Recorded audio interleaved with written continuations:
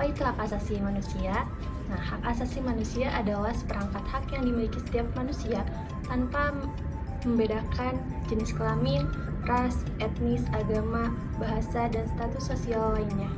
Nah, hak-hak ini merupakan hak dasar yang melekat pada setiap individu dan tidak dapat dicabut oleh siapapun. Selanjutnya ada jenis-jenis hak asasi manusia. Jenis-jenis hak asasi manusia ada 3. Yang pertama, hak sipil dan politik, yaitu hak kebebasan berbicara, kebebasan berpendapat, kebebasan berkumpul, dan hak atas perlindungan hukum. Yang kedua, hak ekonomi, sosial, dan budaya, yaitu hak atas pekerjaan, pendidikan, kesehatan, dan perumahan. Dan yang ketiga, hak kolektif, yaitu hak atas pembangunan, hak atas lingkungan yang bersih dan sehat, dan hak atas perdamaian. Yang kedua, ada sejarah perkembangan hak asasi manusia.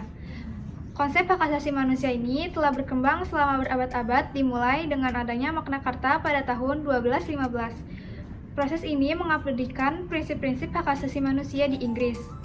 Deklarasi Universal Hak Asasi Manusia atau disebut juga DUHAM yang diadopsi oleh PBB pada tahun 1948 merupakan tonggak dalam sejarah perkembangan hak asasi manusia.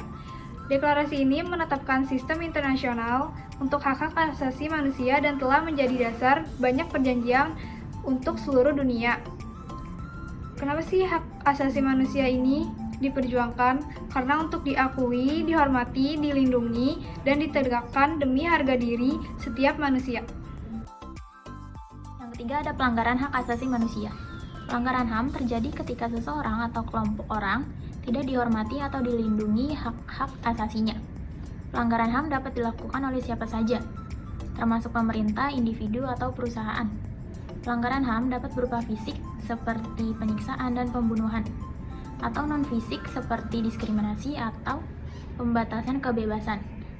Contoh-contoh kasus pelanggaran HAM yang terkenal itu diantaranya ada kasus penghilangan orang secara paksa pada tahun 1997 sampai 1998. Saat itu lagi masa pemilu, di mana para aktivis, pemuda, dan mahasiswa diculik karena dianggap menghambat jalannya rezim Soeharto. Yang kedua ada kerusuhan pada bulan Mei 1998 yang terjadi di Jakarta dan beberapa kota lainnya karena krisis moneter. Dan yang terakhir yang paling terkenal itu ada kasus pembunuhan aktivis HAM, yaitu Munir Said Talib pada 7 September 2004.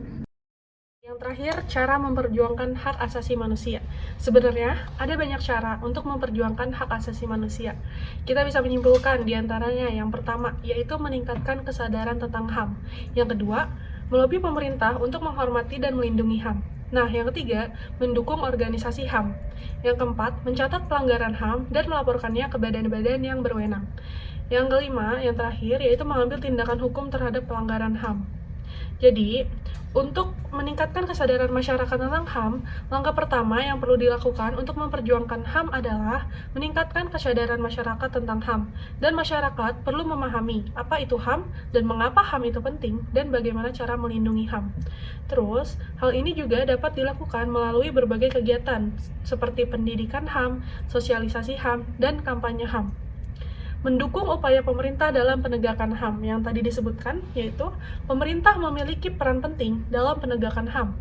Pemerintah bertanggung jawab untuk membuat kebijakan dan regulasi yang melindungi HAM serta untuk menegakkan hukum terhadap pelaku pelanggaran HAM. Dan masyarakat dapat mendukung upaya pemerintah dalam penegakan HAM dengan cara yang pertama, mengikuti perkembangan kebijakan dan regulasi yang berkaitan dengan HAM.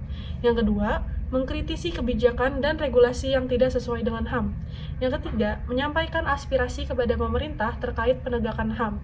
Berpartisipasi dalam organisasi masyarakat sipil. Organisasi masyarakat sipil atau OMS merupakan mitra penting untuk pemerintah dalam penegakan HAM. OMS dapat dilakukan berbagai kegiatan untuk melindungi HAM, seperti advokasi, pendidikan HAM, dan pemberian bantuan hukum. Dan untuk penegakan HAM juga merupakan tanggung jawab bersama. Setiap orang dapat berperan dalam memperjuangkan HAM, baik secara langsung maupun tidak langsung.